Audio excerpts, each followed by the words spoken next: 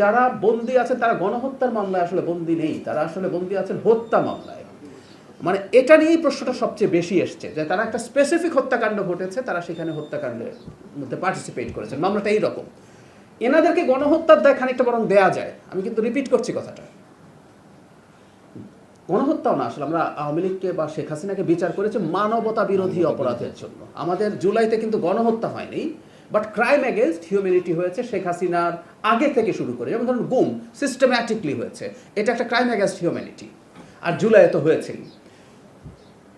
এই যে সাংবাদিক যাদেরকে এই ধরনের হত্যা মামলা দেওয়া হয়েছে, তাদের কারো কারো অপরাধ হত্যা মামলার হত্যার চাইতে বেশি। আমি রিপিট করছি, যাদের এই ধরনের মামলা দেয়া হলো, কারো কারো অপরাধ হত্যার চাইতে বেশি। কিন্তু এখানে একটা কিন্তু আছে, সেটা সংশ্লিষ্ট যে অপরাধ আমরা মনে করছি যে গণহত্যার দায়ভার তাদের আছে কিনা।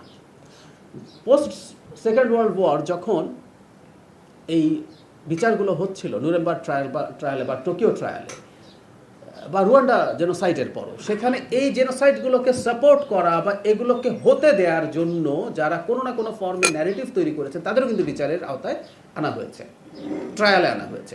সুতরাং তাদের যাবে না তা বলছি, কিন্তু আমি আপনার সাথে এটাই একমত, যেই অপরাধে যেই অভিযোগে তারা গ্রেফতার আছেন, আমি এই দায়িত্বে আসার আগেও নির্বাচনের আগেও আমি বলেছি যে এই কাজগুলোতে তাদেরকে অভিযুক্ত করা ভুল।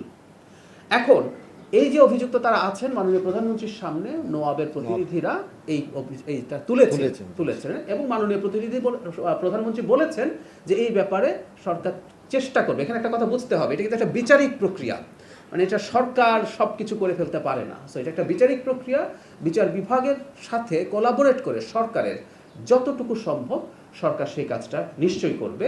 কিন্তু আমি আবারও বলি যে এই সরকারের সময়ে অন্তত কেউ যাতে অন্যায়ভাবে আটক না থাকেন, অন্যায়ভাবে ট্রায়ালের মধ্যে না যান, সেই চেষ্টা সরকার করবে। যে একটা সরকার বেসরকারি প্রতিষ্ঠানে যা হচ্ছে সেটার ব্যাপারে আসলে কি করতে পারে। বেসরকারি প্রতিষ্ঠানের যে নিয়ম নীতির অধীনে কেউ চাকরিতে যান, কেউ যদি সেখানে অন্যায় শিকার হন, তিনি যদি সংক্ষুব্ধ হন, তিনি কিন্তু আইনি প্রতিকার চাইতে পারেন। এগুলো কিন্তু প্রত্যেকটা বেসরকারি প্রতিষ্ঠান, এবং আপনারা জানেন শুধু এই সেক্টর না, আমি ফ্র্যাঙ্কলি বলি, অন্যভাবে নেবেন না আশা করি। আপনারা সাংবাদিকরা যেহেতু আমাদের সামনে আসতে পারছেন, প্রশ্ন করতে পারছেন, তাই প্রশ্ন করছেন, কিন্তু আমাদের কি প্রায় সব বেসরকারি প্রতিষ্ঠানে একই ধরনের প্রবণতা আছে না? ব্যাংকে আছে বা অন্যান্য জায়গায়ও আছে, চাকরিচ্যুতির ঘটনা ঘটে।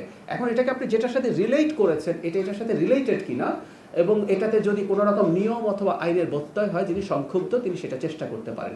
গ্রসলি আমি যে কথাটা বলতে চাই, সাংবাদিকদের চাকরির নিশ্চয়তা এবং সাংবাদিকরা যাতে নির্বিঘ্নে সাংবাদিকতা করতে পারেন, এটার জন্য নীতিমালা এবং আইন প্রণয়ন এবং সেটার যদি প্রয়োজনে যুগোপযোগী করা, সেটা সরকারের দায়িত্ব আছে। এইসব ক্ষেত্রে আমরা যদি মনে করি কোনো ক্ষেত্রে, বিশেষ করে যারা এমপ্লয়ার আছেন তারা সাংবাদিকদেরকে নানাভাবে নিগৃহীত করেন, আইনের যদি সংস্কার প্রয়োজন হয়, আমরা নিশ্চয়ই সেটা করব।